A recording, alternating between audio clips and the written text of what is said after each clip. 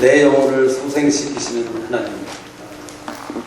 시편 23편 3절에 보면 우리 너무나도 잘 아는 말씀이지 않습니까? 시편 23편 3절에 1절부터 제가 읽겠습니다. 여호와는 나의 목자시니 내가 부족함이 없으리로다. 그가 나를 푸른 초장에 누이시며 쉴만한 물가로 인도하십니다. 내 영혼을 소생시키시고 자기 이름을 위하여 의의 길로 인도하십니다. 우리 시편은 다윗의 그 말년에 기록된 책이라고들 흔히 얘기하고 있습니다. 또는 그 압살롬의 그 반역이 있을 당시에 기록되었던 말씀이라고도 하기도 하죠.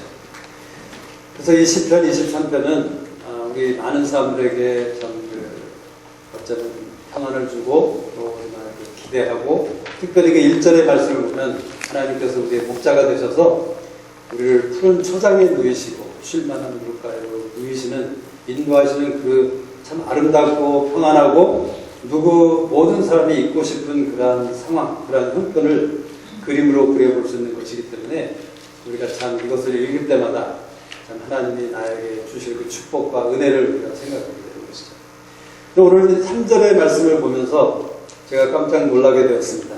왜냐하면 하나님께서 우리의 목자가 되셔서 우리를 푸른 초장과 또 잔잔한 물가로 인도하셔서 저나 여러분에게 부족함이 없는 삶이라고 말씀하셨는데, 그 다음에 나오는 것이 내 영혼을 소생시키시고, 이 영혼을 소생시킨다고 한다는 것은 무엇을 의미하는 것입니까? 이 다윗이라는 사람의 영혼에 손상함이 있었고 아픔이 있었고 어려움이 있었고 어쩌면 죽었던 그런 영혼과 같은 모습을 있었던 것을 우리에게 말해주는 것이 아닙니까?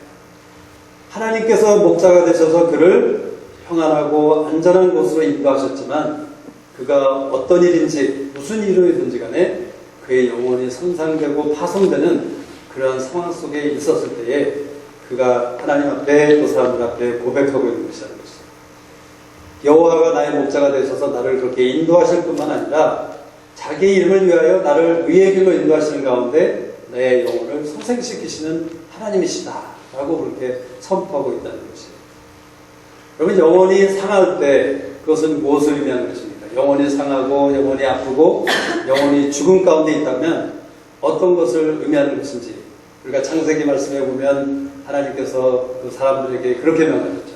너희가 동산에 있는 모든 나무의 실과는 다 먹어도 되지만 중앙에 있는 선과 악을 알게 하는 그 나무의 실과는 절대로 먹으면 안 된다. 먹기만 하면 너희는 정령 죽으리라 라고 말씀하셨어요. 근데 그들이 먹었을 때 죽지 않았죠. 그들이 먹었을 때 절대 사망에 들어가지 않았습니다. 그래서 우리가 이해하는 것은 그 하나님께서 그들에게 죽으리라고 말씀하셨던 것은 그들의 영혼이, 그들의 영이 죽은 것을 얘기하는 거고 우리는 이해하고 있는 것이죠. 그래서 사람은 그 에덴 동산에서 그 죄를 지음으로 인해서 쫓겨나게 됩니다.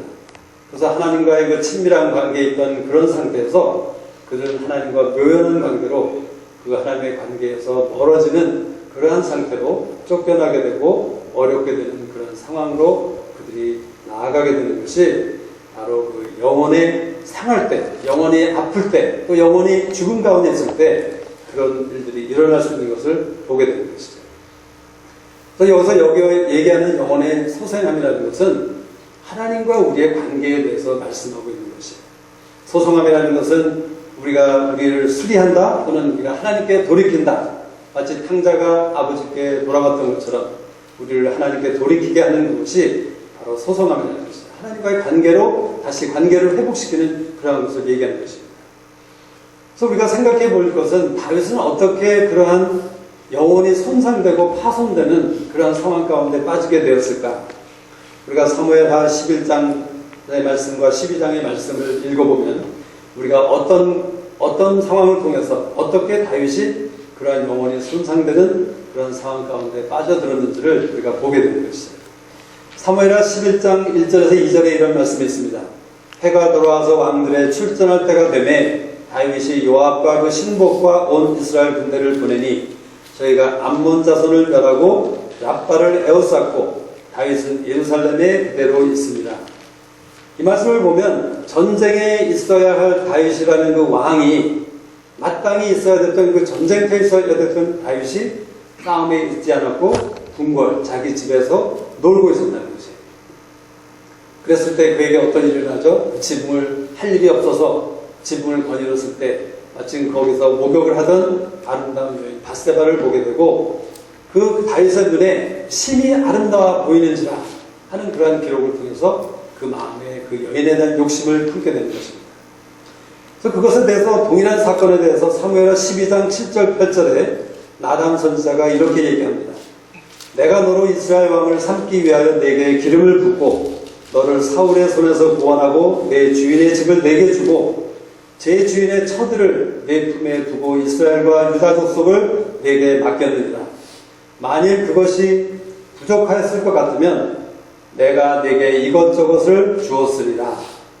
다시 말하자면 나단 선지자를 통한 하나님의 평가에 의하면 다윗이라는 사람은 아주 넉넉하고 부유하고 만족한 가운데 그런 상황 가운데 누리고 있었다는 것이에요. 근데 바로 그런 상황에 다윗이 무엇을 하게 됩니까? 죄를 범함을 통해서 그의 영혼이 손상하게 되었던 것을 우리에게 말씀해 주고 있는 것이에요. 그가 어떤 죄를 짓게 됩니까? 그는 바세바를 강제로 취합니다. 그리고 그 관계를 통해서 아기가 잉태된 것을 알게 되자 어떻게 하죠? 그는 전쟁터에 있던 우리아를 다시 집으로 불러들여서 우리아로 하여금 그 집에 들어가게끔 유도를 하는 것이죠. 근데 그 우리아가 너무나도 충성된 사람이었기 때문에 내가 전쟁 가운데 있는데 우리 형제들은 싸움 가운데 있는데 내가 어떻게 집에 들어갈 수가 있겠느냐 하는 그런 고백을 하면서 우리아가 그 아내 바세바와 잠자리를 같이 하기를 거절합니다. 그랬더니 다윗은 그 다음날 그를 술을 먹여서 취하게 하여서 억지로라도 잠자리를 같이 하도록 다시 취하려 했지만 우리아가 거절했을 때 그는 어떻게 합니까? 편지를 써서 요압에게 보냅니다. 이 우리아라는 사람이 다시 전쟁터로 돌아가면 너는 그 우리아를 가장 전쟁이 심하게 벌어지는 그 싸움터에 보내서 그로 하여금 죽게 하라. 그가 싸우다가 너희들과 같이 싸우다가 너희들을 빨리 후퇴하고 그를 남게 해서 그가 맞아서 죽게 하라 하는 그런 엄청난 모함과 참 치사하고 더러운 계획을 세우게 되는 것이죠. 그래서 결국 우리아는 그 전쟁터에서 맞아 죽습니다. 근데 그것에 대해서 다윗은 뭐라고 얘기합니까? 그 군사에게 요압에게 가서 이렇게 말합니다. 칼은 이 사람이나 저 사람이나 죽이느니라. 아주 아무것도 아닌 것처럼 정말 너무나도 뻔뻔한 그 다윗의 그 소위를 볼 수 있는 그런 사건들이 바로 사무엘 하서에 기록되어 있는 것이죠. 우리가 여기서 주의할 것은 무엇입니까? 우리가 만족할 때에 우리의 상황이 넉넉하고 평안할 때에 바로 그때가 우리는 조심할 때라는 것이에요. 사실 사도행전에 보면 초대교회에서 그 과부들로 인해서 공개하는 것으로 인해서 싸움이 일어나게 됩니다. 근데 그 초대교회가 그 상태가 그 싸움이 있었을 때에 어떤 상황이었냐면 초대교회가 어려운 때가 아니었고 초대교회가 막 부흥하고 사람들이 교회로 하나님께로 몰려오는 그런 때에 그러한 다툼과 알력이 일어나게 된다는 것이에요. 우리의 삶 가운데, 교회 가운데, 우리의 사역 가운데 평안과 넉넉함이 있다면 바로 그 평안할 때 우리가 해야 되는 것은 무엇입니까? 우리가 거룩한 성을 쌓는 일을 해야 될 것을 얘기하고 있는 것입니다. 우리가 역대하서를 보면 아사왕이라는 사람은 성경에 반드시 분명히 그렇게 기록되어 있습니다. 그가 하나님께서 그에게 평안을 주셨을 때에 그가 유다의 견고한 성읍을 쌓았더라 라는 그러한 기록의 말씀이 있다는 것이죠. 우리의 삶 가운데 만족스럽고 평안하고 아무 문제가 없을 때 우리가 해야 될 것은 우리가 정말 마음을 두어야 될 것은 무엇입니까? 그것은 하나님과 나와의 관계에 대해서 거룩함을 쌓고 하나님을 더욱더 경외하기를 노력하고 그것에 대해서 마음을 품는 그런 사람이 되어야 될 것을 얘기하고 있는 것입니다. 그래서 혹시 우리가 지금 불만과 원망과 불평 가운데 있다면 우리는 감사의 제사를 드릴 필요가 있는 것입니다. 내가 하나님께서 다윗의 상황을 통해서 우리에게 말씀하시는 것은 무엇입니까? 내가 만약 불평하고 원망하고 만족스럽지 못한 것이 있다면 바로 지금의 상황이 나단 선지자를 통해서 다윗에게 말씀했던 것처럼 너야말로 지금 넉넉한 상황에 너야말로 지금 내가 준 모든 많은 것들을 누리고 있는 충분한 그런 선한 그런 좋은 상황 가운데 있는 것인데 내가 감사하지 못하고 오히려 부족함을 느끼는 그런 가운데서 죄를 짓게 되었고 악을 행하게 되었다는 것을 우리에게 경고를 주지 않습니까?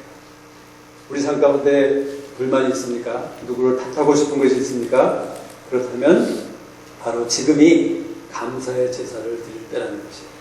감사의 제사를 드리고자 한다면 감사할 이유가 없는데, 감사할 거리가 없지만 우리가 감사하기로 작정하고 하나님의 길과 하나님의 우리의 삶 가운데 행하셨던 기사와 이적과 행사들을 기억하고 묵상하고 진술하는 가운데 그 하나님을 다시 한번 인정하고 하나님을 감사하는 것이 바로 감사의 제사인 것입니다.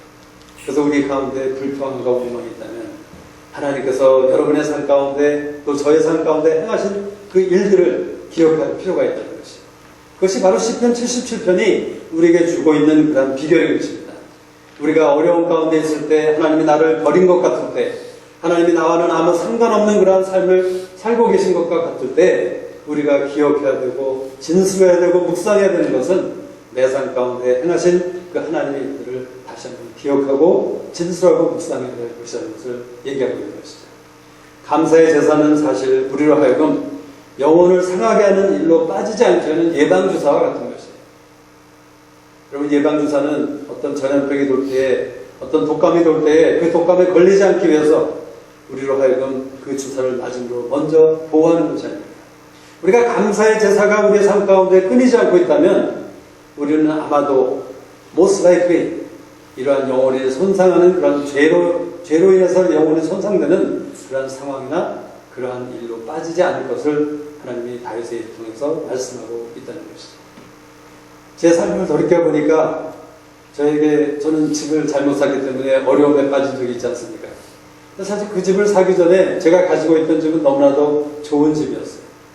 어쩌면 많은 사람들과 비교해 봤을 때 그 집은 누가 가지고 있던 그 집보다도 좋은 집이었고 아름다운 집이었는데 제 욕심 때문에 제가 만족하지 못하고 감사하지 못하고 오히려 다른 것들을 쳐다보기 시작하면서 실수하고 죄로 빠졌던 그런 쓰라린 경험이 있는 것이죠.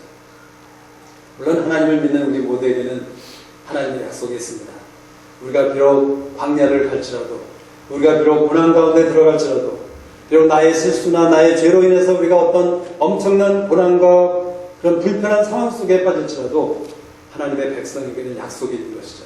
그 종말은, 그 결과는 하나님이 이루시는, 합력하여 이루시는 선이라는 것을, 그리고 우리가 정말 그것을 통해서 하나님이 쓰시고자 하시는, 하나님이 부르실 수 있는 그러한 귀한 사람으로 다시 한번 태어날 수 있는 그런 약속이 있다는 것을 우리가 알지만 다윗의 일을 통해서 우리는 다시 한번 기억해야 되는 것입니다. 내 삶 가운데 하나님께 감사드릴 일이 무엇인가, 하나님께 감사의 제사를 드릴 만한 것이 무엇인지를 우리가 생각하고 하나님께 구해야 될 것을 얘기하고 있는 것이죠. 그 다음에 어떻게 하나님은 다윗의 영혼을 소송시켰는가, 우리가 이것을 알아볼 필요가 있는 것이죠. 사실 오늘 저녁에 이 말씀은 우리 모두에게 너무나도 중요한 말씀이라고 생각합니다. 그런다면 제가 최근에 이 예배에 대해서, 우리의 사역에 대해서, 이 부흥에 대해서 많이 생각을 하게 됩니다. 우리가 어떤 상황을 볼 때, 어떤 사람들을 볼 때에 정말 우리의 삶 가운데, 우리의 사역 가운데, 예배 가운데 좀 부흥이 일어나야 되겠다는 그런 필요를 저희들이 보기 시작했어요. 사실 하나님께서 여러 번 저희들에게 말씀해 주셨죠. 이 깊은 물소리 예배를 통해서 정말 하나님의 그 영적인 아비와 어미를 일으키는 이 예배로 하나님이 사용하시겠다고 말씀하셨어요. 근데 우리의 상황으로 볼 때는, 우리의 눈으로 볼 때는 이 예배를 통해서 그러한 일이 과연 일어나고 있는지 아닌지 정말 그 퀘스천 마크가 생기는 그러한 상황들로 우리에게 보여지는 것이 때때로 우리를 근심케도 하고 염려케도 하고 우리로 하여금 의문을 가지게 한다는 것이죠. 정말 우리 모두에게 특별히 이 예배에 하나님이 원하시고 기뻐하시는 그러한 부흥이 있어야 될 것을 우리가 생각하게 되었고, 저는 여러분들에게 같이 격려드리고 싶습니다. 정말 여러분 한 분 한 분이 이 예배를 위해서 정말 부흥이 되는, 이 예배가 부흥이 되는 것은 어떤 우리 장막장의 사역에 축복이 되는 그런 차원이 아니라 이 예배를 통해서 하나님의 사람들이 일어나서 정말 하나님이 원하시고 기뻐하시는 그 땅과 그곳에서 정말 하나님이 기뻐하시는 그 일을 감당하는 사람들로 일어난다면 얼마나 이 땅과 이 민족과 모든 사람들에게 축복이 될 것인지 우리가 감히 상상할 수 있는 것이죠. 왜 우리가 그러한 축복의 근원이 되지 못합니까? 어쩌면 우리 모두가 하나님의 마음처럼 이 예배에 대해서 부흥을 구하고 오늘 이 다윗의 얘기를 통해서 나의 영혼에 소송되는 그러한 일들을 경험하는 우리가 되어야 되는데 우리가 그것을 경험하지 못하고 구하지도 못하기 때문에 하나님의 일이 정지되어 있지는 않은지 우리 모두가 다시 한번 생각해 볼 필요가 있다는 것이죠. 하나님께서 다윗의 영혼을 소송시키시는 데 있어서 첫 번째 스텝은 하나님의 말씀과 판단이 있었다는 것이에요. 하나님의 말씀과 판단이 있었습니다. 사무엘하 12장 9절과 10절에 나단 선지자를 통해서 이렇게 말씀하고 있습니다. 만일 그것이 부족하였을 것 같으면 내가 네게 이것저것을 더 주었으리라. 그런데 어찌하여 네가 여호와의 말씀을 업신여기고 나보기에 악을 행하였느냐. 네가 칼로 햇사람 우리아를 죽이되 암몬 자손의 칼로 죽이고 그 철을 빼앗아 내 철을 삼았도다. 이제 내가 나를 업신여기고 햇사람 우리아의 철을 빼앗아 내 철을 삼았은즉 칼이 내 집에 영영이 떠나지 아니라 하셨고 여호와께서 또 이처럼 이르시기를 내가 내 집에 재화를 일으키고 내가 내 처들을 가져 내 눈앞에서 다른 사람에게 주리니 그 사람이 내 처들로 더불어 백주에 동침하리라. 너는 은밀히 행하였으나 나는 이스라엘 무리 앞 백주에 이 일을 행하리라 하셨나이다. 이렇게 나단 선지자가 하나님의 말씀을 들려주는 것이죠. 하나님께서 뭐라고 말씀하십니까? 그 영혼을 손상케 된, 영혼이 다치게 된 이유가 그 죄로 인해서 그러한 잘못된 길로, 불행한 길로 빠지게 된 이유가 무엇이냐면 하나님의 말씀을 업신여겼다는 것이에요. 그리고 하나님의 말씀을 업신여겼을 때에 죄의 열매를 맺게 되었다는 것을 말씀하는 것이죠. 밧세바를 취함을 통해서 우리아를 죽이게 되고 살인하게 되고 거짓을 꾀하게 되고 이런 모든 악을 행하게 된 것이 바로 하나님과 하나님의 말씀을 업신여겼기 때문에 그 결과로 이러한 일이 일어나게 되었다는 것을 말씀하시고 다윗에게 듣기를 원하셨다는 것입니다. 우리의 영혼이 어떤 죄로 인해서 손상되었다면 여러분의 영혼이 하나님 앞에 자유롭지 못하고 여러분의 영혼이나 저의 영혼이 하나님 앞에서 껄끄럽다면 우리가 소송되어야 되는데 그 소송되기 위해서 첫 번째 스텝은 하나님이 우리에게 말씀하시는 그 말씀과 판단을 들을 필요가 있다는 것이에요. 다윗에게 하나님이 말씀하신 것입니다. 내가 잘못한 것은 내가 내 영혼을 손상케 하였던 것은 나와 나의 말을 업신여기고 악을 행하였기 때문이라고 하나님이 말씀하신 것이죠. 그러면 하나님의 말씀을 업신여기고 하나님을 업신여긴 그런 사람들 많이 성경에 나오고 있습니다. 에서 같은 사람, 장자의 직분, 하나님께서 주신 그 축복의 말씀을 에서는 업신여겼기 때문에 어떠한 사람이 되었던 것 우리가 너무나도 잘 알죠. 사울이라는 사람, 하나님께서 분명히 말씀하셔서 아말렉을 쳐서 그 모든 소유를 남기지 말고 진멸하라고 말씀하셨지만 사울은 아각과 그 양과 소의 가장 좋은 것 또는 기름진 것 어린 양과 모든 좋은 것을 남기고 진멸기를 즐겨 아니하고 왕이 여호와의 말씀을 버렸으므로 라는 사무엘 선지자의 그 꾸중을 듣게 되는 것이 아닙니까? 우리가 하나님과 하나님의 말씀을 업신여길 때 우리는 악을 행할 수밖에 없는 사람인 것을 우리가 기억해야 한다는 것이에요. 저는 이 말씀을 생각하면서 하나님께서 저에게 이런 마음을 주셨어요. 우리가 소위 하나님의 부르심을 받고 하나님 앞에 사역자로서 또 우리가 하나님의 부르심을 받고 하나님의 일을 한다는 생각을 하면서 우리가 하나님의 말씀 앞에 나가야 되며 그 하나님의 말씀을 들어야 될 것에 대해서 우리는 얼마나 여러 번 수차례 도전을 받고 얼마나 우리가 경고를 받고 우리가 얼마나 많은 권면과 격려를 받았지만 아직까지 우리가 그 말씀에 대해서 나가지 못하고 그것에 대해서 계속 실패하고 있다면 어쩌면 그것은 특별히 보통 사람이 아니라 우리 모두는 특별히 이 예배 가운데 있는 우리 모두는 하나님께서 우리를 특별히 영적인 아비와 어미로 세우고자 우리를 예배에 부르셨는데 우리가 이런 엄청난 부르심을 가진 사람으로서 하나님의 말씀을 아직도 내 말씀으로 그 말씀 앞에 나가기를 아직도 못하고 있는 것이라면 그것은 더 이상 어쩌면 핑계가 아니라 더 이상 이유가 아니라 어쩌면 그것은 하나님의 말씀을 업신여기는 것이 아닌가 우리 모두에게 생각하라고 하신다고 저는 믿습니다. 여러분이나 저를 정죄하는 것이 아닙니다. 제 자신도 이 말씀을 하면서 제가 하나님의 말씀 앞에 매일매일 나가기는 하지만 때로는 제가 어떤 습관 때문에 어떤 형식 때문에 제가 그 말씀 앞에 나가서 정말 하나님의 말씀을 경외한 가운데 듣는 것이 아니라 그저 내가 하루의 일과 중에 해야 되는 일이기 때문에 처치해버리는 그러한 마음으로 나가는 저의 모습을 생각하면서 바로 그것이야말로 하나님이 보시기에 하나님과 하나님의 말씀을 업신여기는 것이라는 하나님의 말씀을 저나 우리 모두에게 들려주신다고 저는 믿습니다. 그래서 여러분에게 정말 다시 한번 격려드리지만, 또 다시 한번 경고를 드리지만, 또 다시 한번 권면을 드리지만, 정말 여러분이 하나님의 부르심을 받고 영적인 아비와 어미로 일어나기를 원하신다면 우리는 하나님의 말씀을 업신여기는 자가 아니라 하나님의 말씀을 사랑하는 가운데, 하나님의 말씀을 사모하는 가운데 그 어떤 일을 제쳐놓고라도, 그 무슨 일을 상황을 제쳐놓고라도 우리가 하나님의 말씀 앞에 나가서 하나님의 말씀을 듣는 자가 되어야 될 것을 다시 한번 다짐하기를 오늘 이 저녁에 원하신다고 저는 믿습니다. 여러분이 그렇게 하지 못한다면, 제가 그렇게 하지 못한다면 그것은 바로 하나님의 말씀을 업신여기는 것이고, 그렇게 되면 결과는 무엇입니까? 악의 열매를 맺을 수밖에 없는 것이 우리의 처지라고 하나님이 말씀하신 것이죠. 하나님이 이렇게 나단 선지자를 통해서 판단하셨어요. 저지먼트를 내리셨습니다. 칼이 내 집을 떠나지 아니할 것이며 내가 재화를 일으키고 내 처들을 가져 내 눈앞에서 다른 사람에게 주겠다. 정말 이 말씀대로 하나님께서 그렇게 행하셨죠. 다윗의 삶 가운데 그 자식들 가운데 그런 불화와 알력으로 인해서 서로 죽이고 죽이는 일들이 계속해서 발생합니다. 그리고 압살롬의 반역을 통해서 압살롬이 모든 사람들 앞에서 그 다윗의 그 후궁들과 함께 동침하는 그러한 사건들이 일어나게 되는 것이죠. 그런데 이 두 번째 다윗의 영혼이 소생되기 위해서 다윗은 어떠한 일을 하게 됩니까?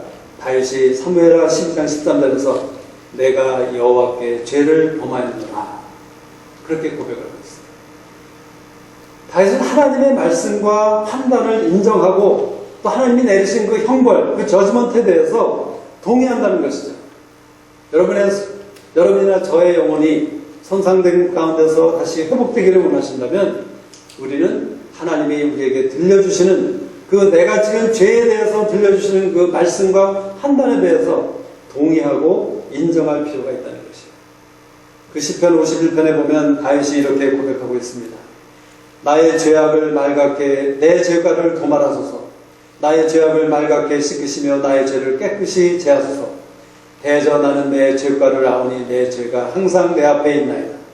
내가 주께만 범죄하여 주의 목전에 악을 행하였사오니 주께서 말씀하실 때 의로우시다 하고 판단하실 때 순전하리라 하리라.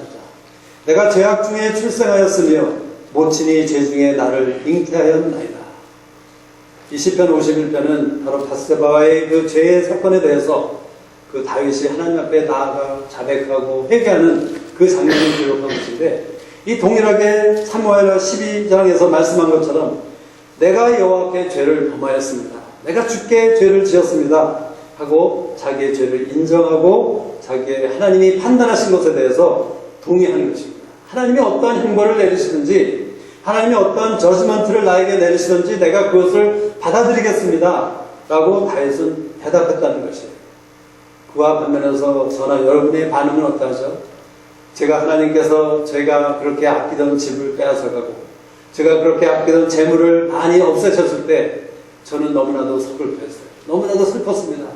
어떻게 사랑이신 하나님이 내가 그래도 잘못된 생각 가운데 이러한 결정을 하고 이러한 일을 했지만 그래도 내 마음속에는 하나님을 위해서 이렇게 하려는 그런 마음까지도 있었는데 어떻게 하나님이 나를 사랑하신다면 이렇게 엄청난 끔찍한 일을 나에게 하실 수 있습니까?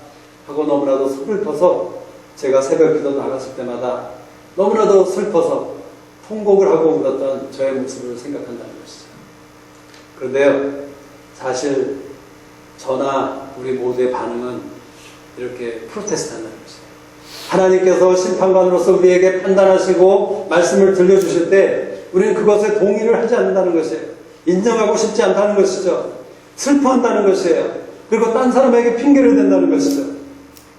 사울은 그 백성이 그 마땅히 멸할 것 중에서 가장 좋은 곳으로 길갈에서 여호와께 제사하려고 양과 소를 취하였습니다. 라고 사무엘에게 핑계를 댄다는 것이에요. 또 사무엘상 13장 12절에서는 사무엘이 오지 않기 때문에 7일을 기다렸는데 약속한 그 7일을 기다렸고 이제 백성들이 막 흩어지니까 사울이 두려운 가운데 어떻게 합니까? 자기가 직접 제사장처럼 하나님께 번제를 드리지 않습니까? 그리고 나중에 사무엘이 망령때에 행하였다고 꾸짖었을 때에 그 사울은 부득이하여 번제를 드렸나이다. 자기를 정당화하고 핑계를 대고 불평하고 슬퍼하고 서운해하고 이러한 모든 반응들, 여러분 안에 그러한 반응이 있다면, 어떤 사건이나 어떤 일들에 대해서 그러한 반응이 있다면 그것은 다른 반응이 아니라 바로 우리가 하나님의 들려주시는 그 말씀과 하나님의 판단, 우리의 죄에 대한, 우리의 악에 대한 하나님의 말씀과 판단에 대해서 우리가 아직까지 반항하고 있고 아직까지 동의하지 못하고 있는 우리의 잘못된 연약한 모습을 말씀하고 있다는 것이에요. 우리가 담고 있는 교회 안에 때로는 여러 가지 알력과 싸움이 있을 수 있습니다. 그럴 때 우리는 많은 서로의 다른 사람들의 모습 안에서 연약함을 보게 되고 죄를 보게 됩니다. 정말 잘못된 일을 보게 되는 것이에요. 정말 죄의 일과 악의 일을 보게 되는 것이죠. 그런데 하나님께서 그 일을 보여주시는 것, 그것은 우리로 하여금 그들을 판단하고 그들을 핑계대고 그들에 대해서 어떻게 하나님께 올려드리는 그러한 것이 아니라 바로 그것을 통해서 내 자신의 모습을 보기를 원하고, 하나님, 바로 저 사람들의 악을 통해서, 저 사람들의 죄를 통해서 내 안에 있는 악과 죄를 보기 원하시는 하나님의 말씀과 하나님의 판단을 내가 동의합니다. 인정합니다. 하나님, 내가 죄인입니다. 내가 여호와께 죄를 범하였습니다. 라는 그런 고백이 나오기를 원하시는 것이에요.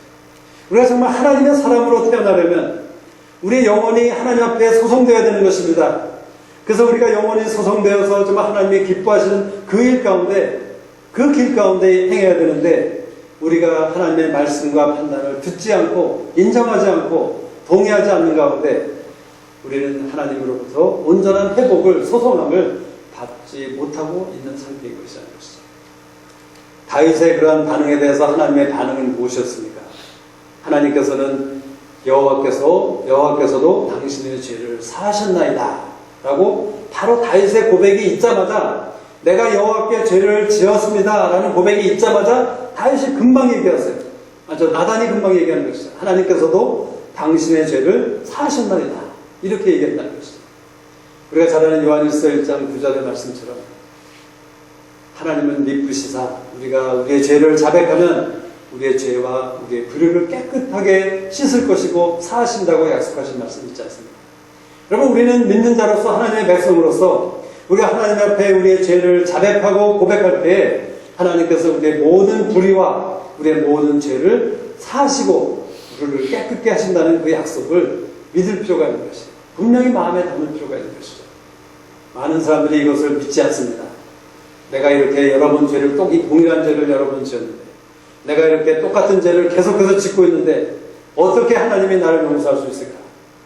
하나님의 그 구속의 역사를, 예수 그리스도께서 십자가에서 이미 이루신 그 용서를 우리가 인정하지 못하고 있다는 것이에요. 왜요? 나의 지혜와 나의 지식과 나의 상식 때문에 그러는 것이죠. 근데 하나님께서 분명히 그 요한일서의 말씀과 성경의 여러 가지 말씀을 통해서 우리가 죄를 자백하기만 하면 하나님께서는 우리를 용서하시고 우리를 깨끗게 하시겠다고 말씀하고 있다는 것이에요. 그래서 우리는 하나님 앞에 이러한, 하나님, 내가 당신 앞에 죄인입니다, 죄를 지었습니다 하는 그런 고백을 자주, 여러 번, 계속해서 매일매일 순간순간마다 할 필요가 있는 것이 바로 우리의 모습이라는 것이에요. 그냥 우리는 태어날 때부터 죄성을 가지고 태어난 사람입니다. 우리는 정말 이 다윗의 고백처럼 그 어머니의 태에서부터 죄성을 가지고 태어난 자들이기 때문에 우리에게 기회만 있다면 우리는 죄를 지을 수밖에 없는 그런 연약한 자들인 것이죠. 그렇기 때문에 우리는 죄를 많이 짓는 사람이라는 것이죠. 우리 모두가 정말 하나님 앞에 정직한 가운데 있다면 여기서 그 누구가 하나님 앞에 나는 적어도 며칠 동안 죄를 한 번도 짓지 않은 사람입니다 라고 말할 수 있는 사람은 누가 있겠습니까? 우리 모두는 순간순간마다 하나님 앞에 악을 행하고 죄를 짓는 사람으로서 우리는 계속적으로 죄를 자백하는 그러한 믿음의 고백이 있는 사람이 되어야 될 필요가 있다는 것이죠. 근데 여기서 정말 중요한 한 가지를 우리가 깨달아야 되는 것입니다. 네 번째, 우리의 영혼이 소성함을 받기 위해서는 우리의 죄의 의식에 대해서 우리가 자유함을, 해결함을 받아야 될 필요가 있다는 것이에요. 우리가 죄를 지을 때 guilt, 죄의식이 따라오게 되는 것이에요. 죄와 죄의식은 동반자인 것입니다. 같이 동행하는 것이라는 것이에요.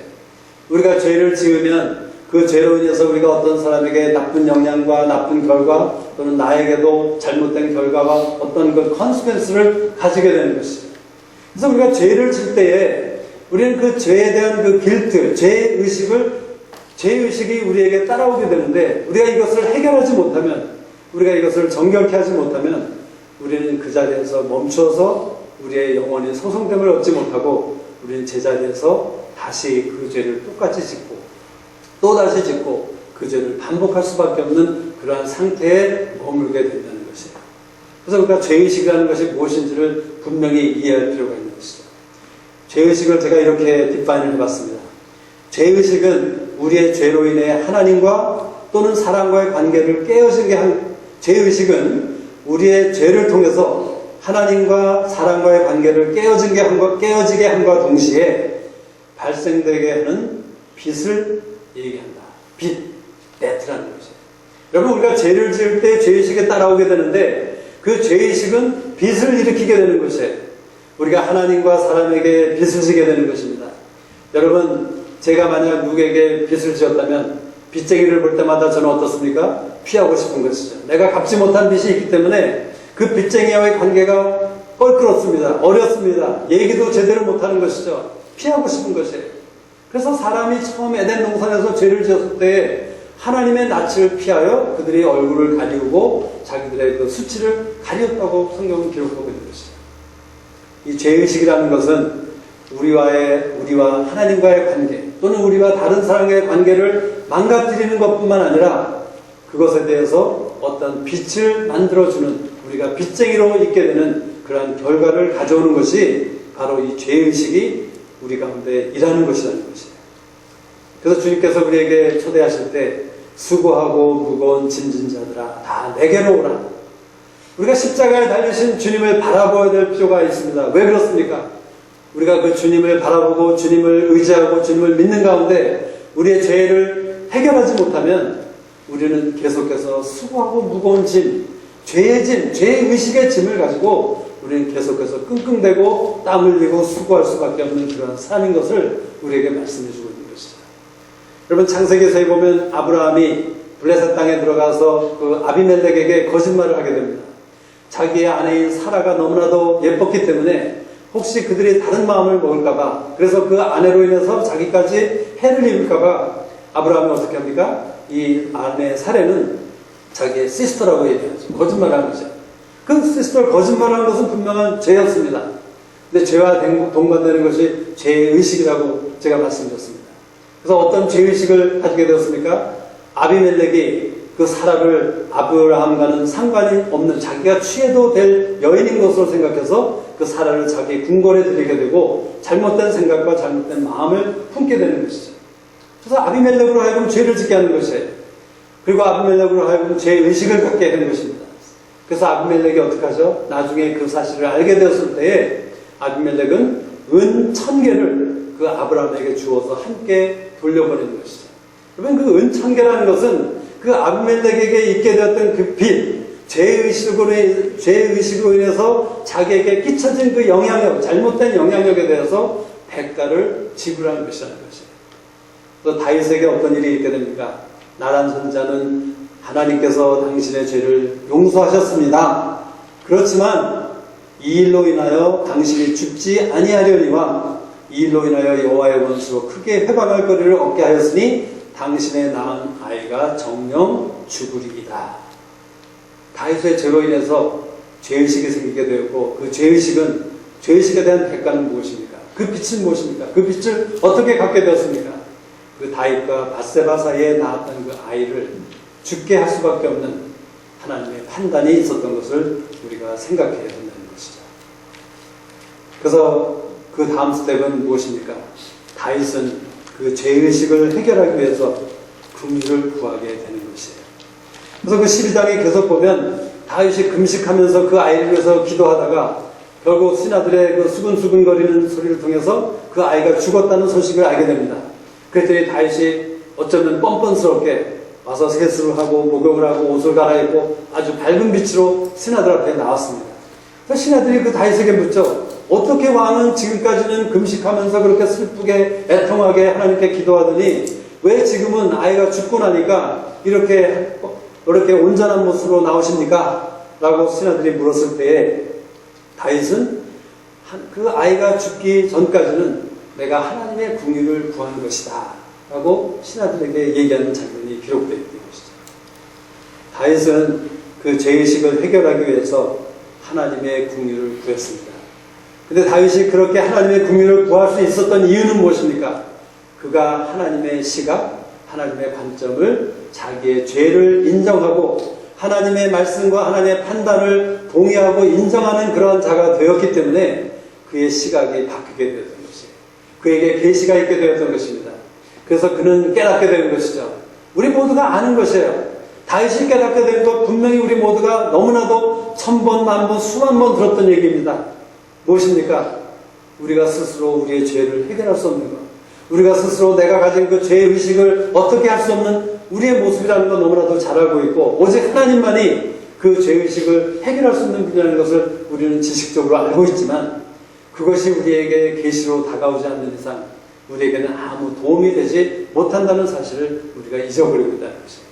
여러분, 다윗이 하나님의 긍휼을 구할 수 있었던 것, 하나님의 긍휼을 구해야 되었던 그 상황에 이르게 되었던 것은 그 다윗이 하나님의 말씀과 판단을 듣고 인정했을 때 하나님께서 그에게 하나님의 눈을 허락하셔서 하나님이 보시는 것, 바로 너야말로 자기야말로 스스로 구원할 수 없고 자기의 죄를 해결할 수 없는 사람이며 오직 하나님만이 그를 구원해 줄 수 있다는 그런 사실을 깨닫게 되면서 그는 하나님의 긍휼을 구했다는 것입니다. 우리 모두가 이러한 계시가 없이 하나님 앞에 나가서 긍휼을 구합니다. 저도 그렇게 많이 해봤습니다. 근데 일을 하지 않았습니다. 우리가 정말 내가 어떤 죄로 인해서 하나님 앞에 그 죄를 용서받고 내 영혼의 소송감을 받기를 원하신다면 반드시 우리는 하나님 앞에 나아가서 하나님, 내가 하나님 앞에 죄를 지었습니다.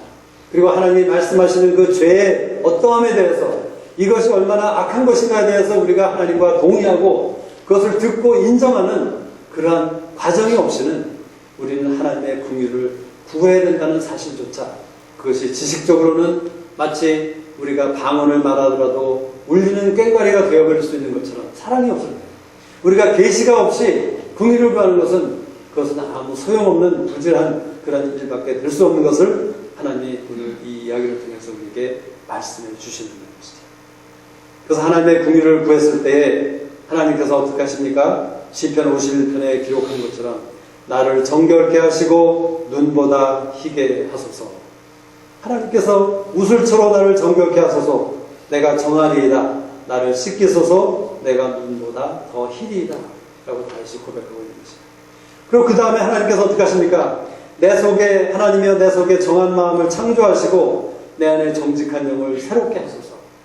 그리고 다윗은 계속해서 고백하죠. 다윗은 그 다음에 하나님이여 나로 하여금 즐거움과 주의 구원의 즐거움을 내게 회복시키시고 자원하는 심령을 주사 나를 붙드소서. 바로 이 단계가 이제 다윗이 하나님으로부터 씻김과 정결함을 받고 그 안에 정한 마음과 정직한 영을 새롭게 함과 창조함을 통해서 그의 안에 즐거움과 자원하는 심령이 생기게 되었다는 것이에요. 바로 여기가 하나님이 우리의 영혼을 소선한 바로 그 일이 이루어졌을 때 일어나는 일이라는 것이에요.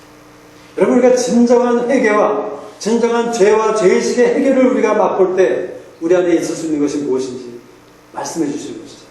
하나님 안에 즐거움이라는 것이에요. 자유함이라는 것이에요. 너무나 기뻐서 너무나 기쁘고 너무나 즐거운 가운데 희열을 토할 수밖에 없는 그것이 바로 하나님 앞에서 우리가 우리의 영혼이 파손되었다가 다시 소송될 때 있게 되는 그러한 축복의 결과인 것을 다윗은 얘기해 주고 있는 것이죠. 얼마 전에 우리 깊은 무소리 예배에 나온 어떤 한 형제님이 저에게 나눠주셨어요. 제가 언제인지 자세하게 기억은 못하지만 제가 어떤 말씀을 나눴는데 그때 그 관계에 대해서 어떤 말씀을 제가 나눈 것으로 기억해요. 근데 그 형제님이 사실은 그 예배, 그날 그 예배에 나오기 전에 원래는 자기가 사귀던, 오랫동안 사귀던 아주 그 귀한 관계에 있던 어떤 형과 같은 그런 어떤 형제님이 있었다고 해요. 근데 그 형제님과 그렇게 좋은 관계 속에서 오랜 세월을 살기던 또 한동안은 같은 교회에서 섬기던 그러한 형제님 가정이었는데 어떤 사건으로 인해서 그 형제와 이 관계가 틀어지게 된다고 해요. 그래서 그것이 점점 심각해지고 어려워지고 하면서 이제는 그 형제를 보는 것조차도 싫어하는 그런 마음이 생겼다는 것이죠. 근데 그 형제님이 한국인가 어딘가 다른 곳으로 가게 되면서 그 형제가 바로 그날, 그 월요 예배가 있는 그날 자기의 집으로 오겠다고 전화가 왔었다는 것이죠. 그래서 이 형제님은 이 예배에 와서 자기 마음에 작정했죠. 내가 그 형이 오는 것을 만나기도 싫고 보기도 싫고 또 껄끄럽고 힘드니까 내가 이 예배에 오랫동안 있다가 다 간 다음에 가겠다 하는 그런 마음으로 작정하고 이곳에 왔다는 것이죠. 근데 그 형제가 사실 제가 말씀을 전하고 좀 기도하고 보니까 없어졌더라고요. 제가 이건 나중에 들은 얘기예요. 근데 그 형제님이 고백하시기를 그런데 그 말씀을 들으면서 하나님께서 그 형제와 그 관계를 회복하라는 그 형제의 그 관계를 해결하라는 그런 마음을 주셨기 때문에 제가 그 말씀을 적용하는 가운데 제가 집으로 빨리 가서 그 형제가 떠나기 전에 방문하고 집을 다시 가기 전에 빨리 만나야겠다는 마음으로 일찍 갔다는 것이에요. 일찍 갔더니 그 형제가 기다리고 있었고 자기가 오자마자 자기를 안아주면서 눈물을 흘리면서 안아주면서 내가 잘못했다. 내가 그동안 너에게 많이 잘못했다. 용서해달라 하는 그런 고백을 했고 또 이 형제님도 그 형제에게 동일한 고백을 통해서 정말 그 관계가 회복되었을 때 자기가 누릴 수 있었던 그 기쁨, 그 즐거움의 어떠한 그 엄청남을 저에게 얘기해 준 적이 있었어요. 여러분, 우리가 하나님 앞에 우리의 죄를 해결하고 우리의 영혼이 그 죄로 인해서 우리의 영혼이 손상되고 파손되었을 때에 그것이 다시 회복되었을 때, 소송되었을 때에 우리가 누릴 수 있는 그 기쁨과 즐거움 엄청난 것이라는 것이죠. 대단한 것이라는 것이죠. 그것은 그 어떤 즐거움, 뭐 로또를 맞았을 때 그 어떤 즐거움보다도 저는 그것을 맞아본 적은 없지만 제가 한 번인가 예전에 잘 몰랐을 때 제가 로또를 아직도 했었을 때 제가 100불인가 한 번 맞아본 적이 있었어요. 그때 너무나도 즐겁더라고요. 기쁘더라고요. 근데 그것은 금방 사라지는 그런 기쁨이었죠. 근데 우리가 정말 이 말씀을 통해서 우리가 기억하고 알 수 있는 것은 하나님이 하나님과의 관계를 회복시켜 주시는 영혼의 소송함을 통해서 회복시켜 주시는 그 일은 우리에게 그 주는 그 기쁨이야말로 그 즐거움이야말로 내나 여러분이 처해 있는 그 어떤 고난이나 어떤 상황도 극복하고 이길 수 있는 그런 엄청나고 좋은 것임을 우리에게 약속하고 있는 것이라고 저는 믿습니다. 그래서 우리 모두가 그러한 기쁨과 즐거움 가운데 있는 그런 삶으로 나오기를 원치 않습니까? 그러기 위해서는 우리 가운데 있는 나의 영혼을 손상시키고 있었던 내 영혼이 지금 하나님과의 관계 가운데 정말 친밀하지 못하고 하나님과 대화하는 것도 껄끄럽고 하나님 앞에 나가는 것도 힘들고 그렇게 어렵고 그렇게 잠만 오고 피곤하고 어렵다면 우리의 관계 가운데 무엇인가 잘못된 것이죠. 우리의 영혼이 손상된 것을 분명히 얘기해주고 있는 것이에요. 그렇다면 우리의 그 삶 가운데 있는 어떤 죄에 대해서 하나님이 말씀하시는 그 말씀과 판단을 우리 모두가 드려야 될 필요가 있는 것이죠. 우리가 이것을 해결하지 못하면 우리의 예배가 부흥될 수 없는 것이죠. 여러분, 우리 부흥이라는 찬양 아시지 않습니까? 그 부흥이라는 찬양의 가사를 보면 그 부흥이 있기 전에 무엇이 있어야 됩니까? 우리 삶 가운데 있는 그 황폐함이 먼저 무너져 내려야 된다고 얘기하고 있는 것이에요. 하박국 선지자가 얘기하고 있는 것이 무엇입니까? 그 이스라엘 백성들 가운데 있던 그 황폐함과 죄에 대해서 그것이 먼저 무너져 내리기 전에는 하나님이 계획하시는 그 부흥의 일들이 일어날 수가 없다고 얘기하는 것이에요. 이것은 비단 여러분에게만 하는 것이 아니라 제 자신을 위해서 외치고 있는 것입니다. 제 자신 안에 있는 그런 어떤 죄와 악에 대해서 제가 해결하지 않고 이것에 대해서 하나님 앞에 제 영혼을 소송함을 받지 못한다면 어떻게 우리의 사역과 어떻게 우리의 삶과 어떻게 우리의 예배가 부흥이 될 수 있고 하나님 앞에 쓰임을 받을 수 있겠습니까? 여러분, 정말 여러분이 영적으로 민감한 자라면 얼마 전부터 그런 것을 느끼지 않았습니까? 우리 모두가 이 예배 안에 다시 한번 하나님이 원하시고 기뻐하시는 그런 부흥됨이 다시 그 회복됨이 일어나야 된다는 그런 필요에 대해서 우리가 느끼지 않고 있습니까? 또는 내 자신의 삶에 대해서도 내가 하나님과의 관계 가운데 말씀에 대해서 내가 정말 분명히 일어나야 되는데 그냥 계속 말만 하고 핑계만 대고 우리가 아직도 하지 못하고 있다면 그것은 다른 것이 아니라 내 삶 가운데 있는 죄에 대해서 하나님이 오늘 전에 우리에게 말씀하고 계신 것이에요. 우리가 그 죄와 죄의 의식에 대해서 분명히 해결할 필요가 있는 것이라는 것이죠. 우리 모두가 좀 하나님 앞에 그렇게 나아가십시다. 우리 모두가 정말 하나님이 원하시는 그 부흥을 위해서 나뿐만을 위한 것이 아니라 우리의 교회와 우리의 사역과 우리의 가정, 우리의 모든 것들을 위해서 정말 복의 근원이 되기 위해서 우리가 우리의 죄를 해결하는 그러한 삶으로 나아갈 때, 그러한 소원을 가지고 나아갈 때 하나님께서 우리를 도와주실 것입니다. 여러분 정말 여러분이 그 소원에 대해서 진실된 사람이라면, 정직한 사람이라면, 그리고 그것에 대해서 정말 간절히 소망하는 사람이라면 여러분 정말 하나님께 하나님의 시험해 보세요. 하나님이 그렇게 말씀하지 않습니까? 나를 시험해 보라고. 내가 정말 11조를 드리기를 원하는 자라면 나를 시험해 보라고. 내가 정말 죄를 해결하고 부흥되기를 원한다면 나를 시험해 보라고 하나님 우리에게 말씀하세요. 우리가 하나님 앞에 거짓됨으로 나가지 마십시오. 더 이상 우리가 하나님 앞에 정직하지 못한 채 그저 핑계만 대고 이유만 대고 남을 탓하고 누구에게 그 죄를 탓하는 그러한 모습으로 나가는 것이 아니라 오직 내 안에 있는 나의 죄와 내가 아직도 해결하지 못한 그 죄의식에 대해서 주님께서 이미 이루신 그 십자가의 용서와 구속의 역사를 우리가 다시 한번 믿음으로 바라보는 가운데 하나님 앞에 나아갈 때 하나님이 우리의 예배를 부흥시켜 주시고 우리 안에 회복시킴을 받아야 될 것들을 하나님이 그렇게 회복시켜 주실 것을 우리가 믿을 수 있다고 저는 생각합니다. 눈을 감고 잠깐 하나님 앞에 나아가십시다.